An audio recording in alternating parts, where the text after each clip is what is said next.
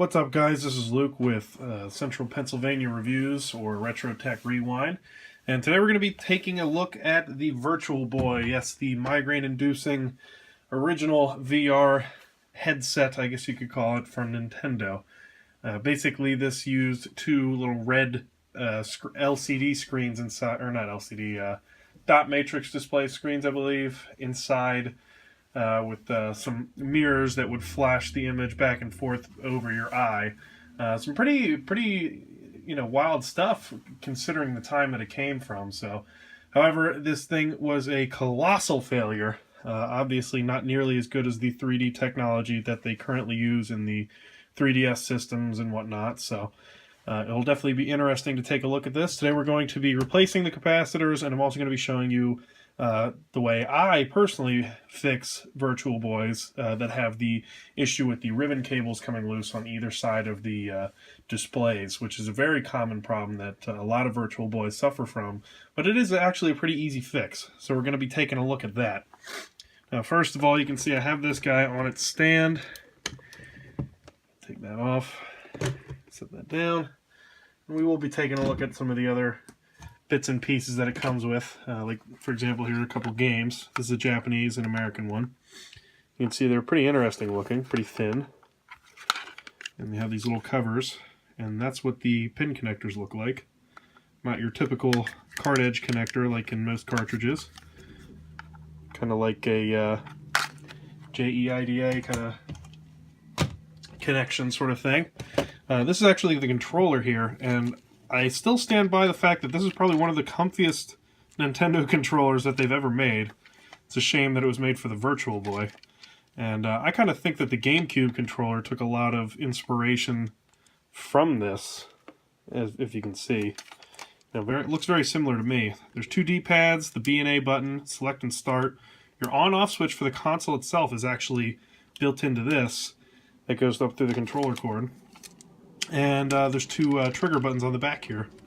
You can see there's this guy, which actually what it does, this opens up, and you can use a Super Nintendo AC adapter. You can close that, and then this will slide off with this little tab. And you could also use this particular guy, which actually just took 6 AA's, which is kind of crazy by today's standards, but hey, if we're talking the Game Gear era, that's definitely something interesting. So, that being said, take these guys out of here. You can see underneath on the Virtual Boy we have the controller port right here. Unplug that. And you can see, let's see, controller port and extension port. I don't believe this was ever actually officially supported. I do think that there are some people out there that made one just as a hobby kind of thing.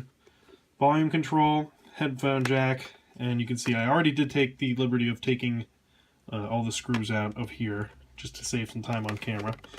You see that's where you actually look into. Sorry, mine's a little dusty. You can see this is the foam cover or eyepiece cover thing that goes on there.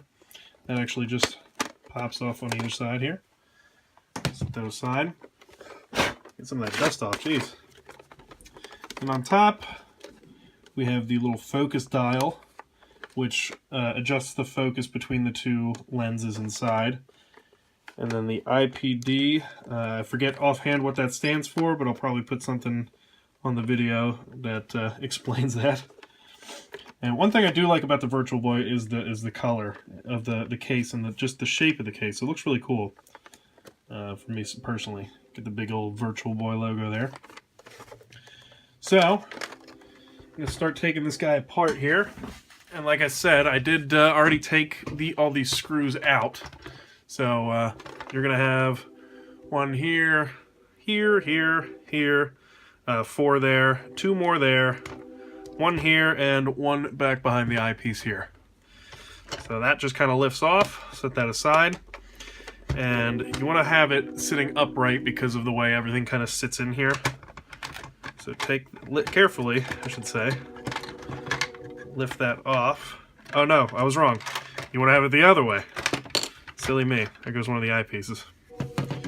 So this is just one of the little lens covers, which we can just go ahead and Slide back in there. Oh, I guess a little piece of that's broken. Oh well.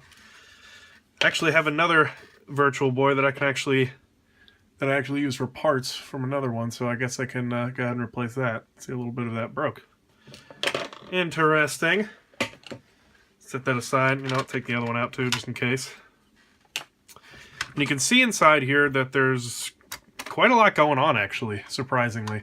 The speakers are attached on either side, as you can see here, and they just kind of lift out of there. And since all the screws are taken out, again, this does kind of just lift out. And these are the ribbon cables that you often hear a lot of people complain about. I'll show you in a sec here. Let me just carefully remove them on either side. And go ahead and remove these plugs. So, kind of lift the connector here and remove that very gently. Same with this guy, just kind of wiggle it out from either side. Again, being very gentle, or at least attempting to be. Got the one side out. There we go. And one last connector over here. Again, being very careful. So this should just kind of lift out here now, with any luck.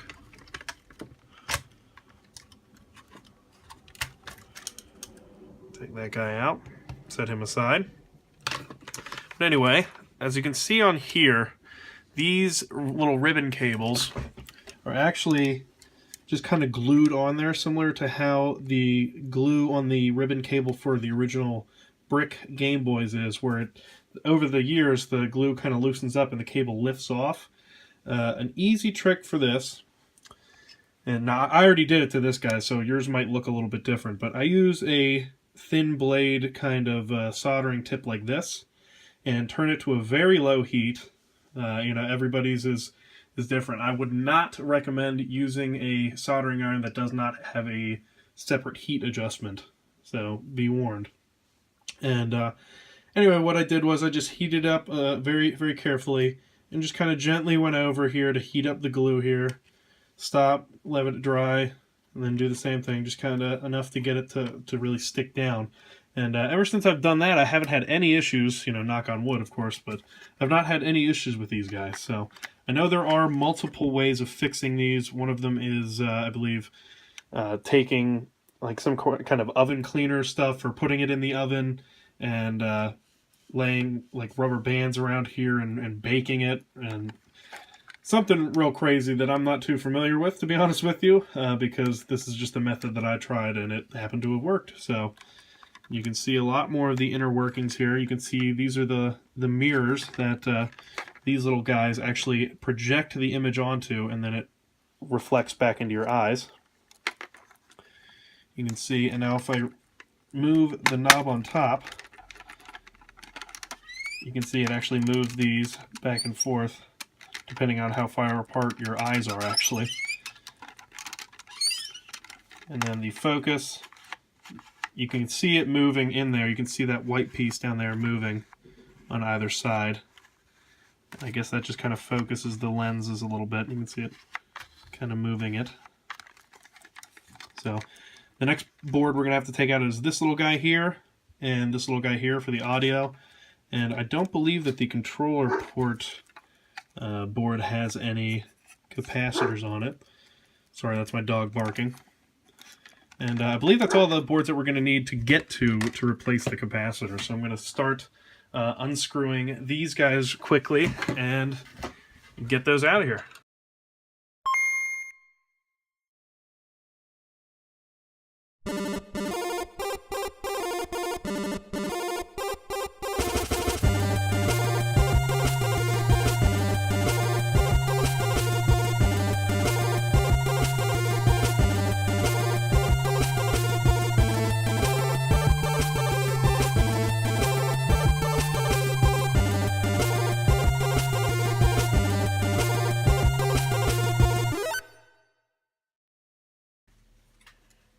Alright, so as you can see here, we got the whole inner assembly out, and you can see all the little bits and pieces and moving parts going on in this particular guy here. Pretty intense. Like I said, it's a very interesting design. You can actually see in here the lenses where the screen projects. You can see that, I guess this is the main power board here. Or this is the main CPU board. Or no, the other, I'm assuming this other one's the main, like, processing board. I think this might be the power board or the, what is this? SCG VUE, virtual, I forget what that stands for, but it actually, I forget what it is. I'll put another link here to explain what that is, but I know it has something to do with the original code name for the Virtual Boy. So definitely an interesting piece of technology, definitely, even by today's standards. However, it is, by today's standards, very, very primitive. So I'm going to take the 2 screws off here and remove this board.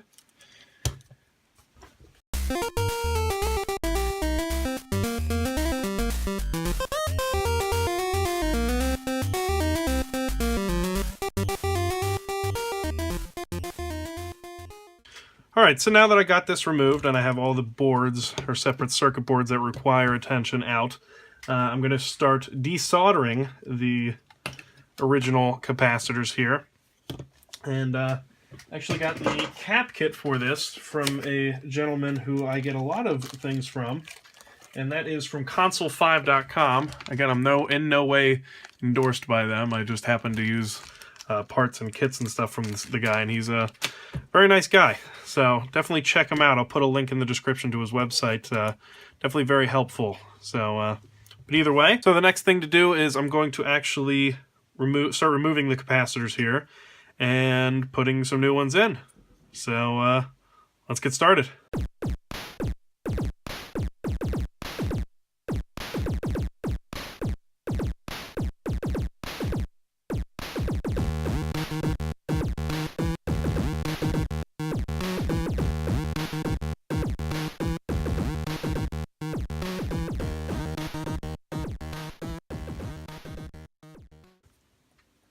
Alright, one thing I want to point out here is when you're working on a board like this, and there's a bunch of capacitors that you want to remove at once, what I like to do is take a little red Sharpie, or whatever color really, and I'll mark underneath the board between where the legs are that I need to desolder, just to make it easier on myself so I don't have to keep flipping the board back and forth, back and forth, back and forth. So as you can see, I got everything kind of labeled under there, and I'm going to get back to desoldering these.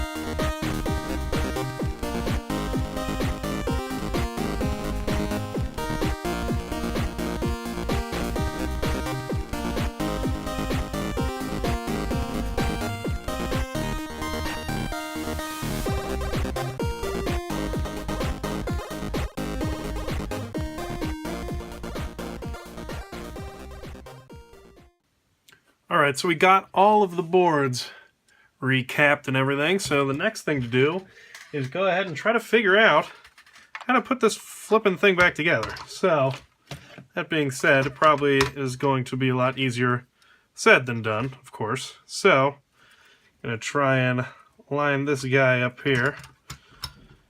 Get him back. Oh, sorry, wrong way. First thing we're going to do, well, actually, now that I'm thinking about it, I'm going to put this guy back on here. So, the viewers, you guys and I are both stuck on this adventure together.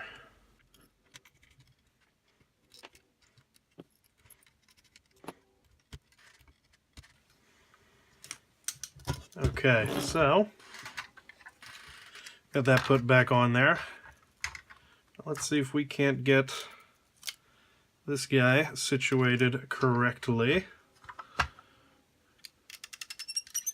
What I'm going to do is try and line these guys up here. So that way, it makes it easier for me to get this back into the enclosure.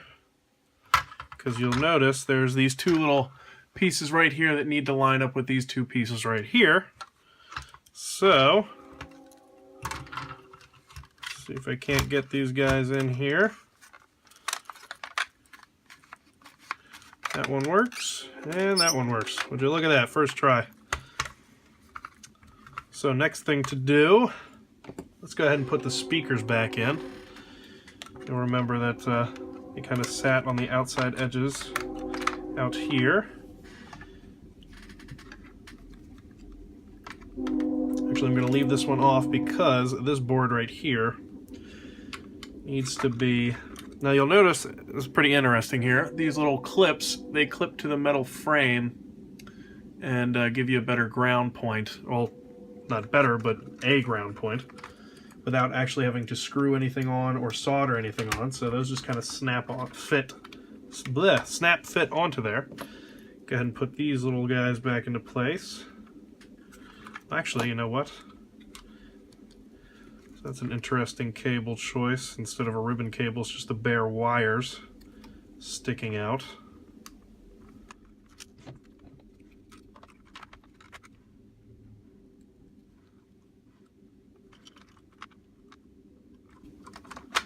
Sorry, I wanted to make sure I got the polarity on that correct.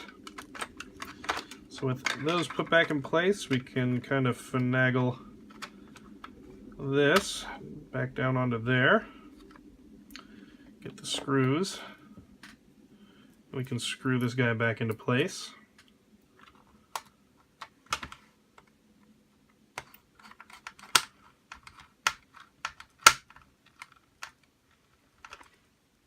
And I think that since this left the factory, this is probably the first time these screws have ever been removed, because they are very tight in there.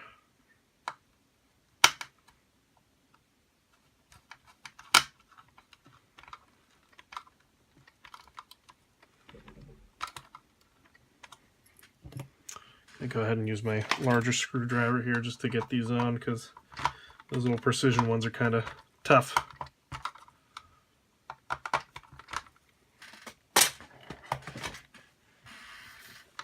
Alright, so the next piece is the controller and link port. And again, it's got the little ground connector here that we're going to have to put down here somewhere.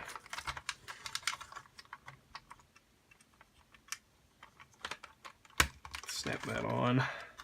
Alright. It looks as though there's... Okay, cool. There's a little cut-out hole in the plastic slots here that kind of hold the speaker wire here in place, which is kind of nice. And then lastly, this guy's going to go on here.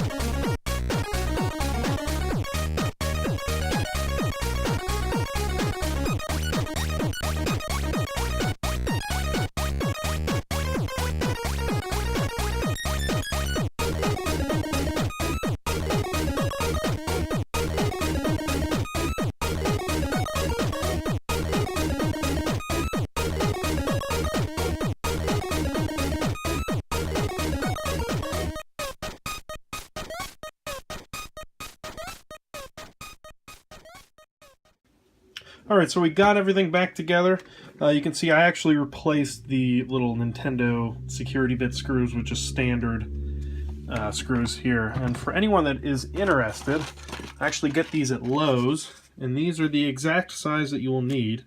These are direct replacements for the same types of screws on a lot of consoles, actually, from the Virtual Boy, NES, Super Nintendo. Pretty much just match up your screw size and take one with you to make sure. But for anyone interested, this is the type that I get that I replace the security screws, because it's just makes it easier. But either way, I'm going to attempt to shoot some video in this. I don't know how well it's going to actually work. But the cartridge slot is down here.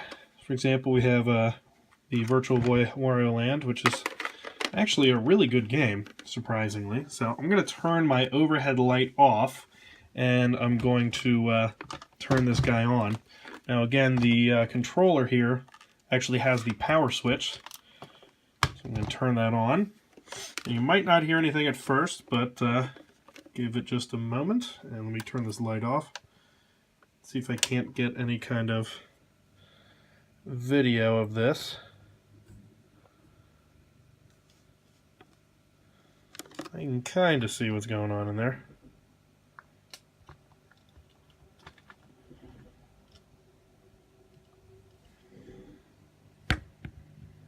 Maybe. See if I can get it to focus. Actually,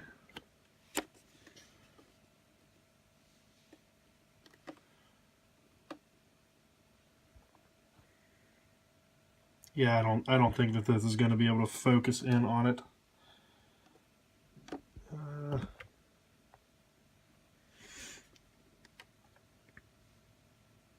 You can tell my camera wants to, but just not quite.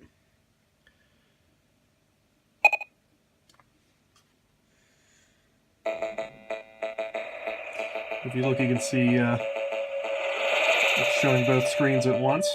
It's pretty neat.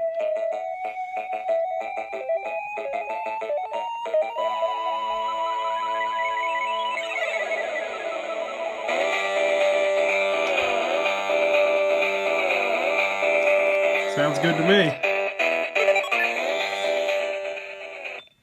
Now, one interesting thing about this is that it actually has stereo sound. So there's a speaker in here and a speaker here, and when you're looking directly at it, you'll be able to tell the difference between the left and right channel. So, and of course, this will go back on as well, but this just kind of blocks out the light from either side while you're playing. Doesn't really do anything for us right now, but you can kind of see the select screen here. Let's see. Kind of hard to do this with one hand.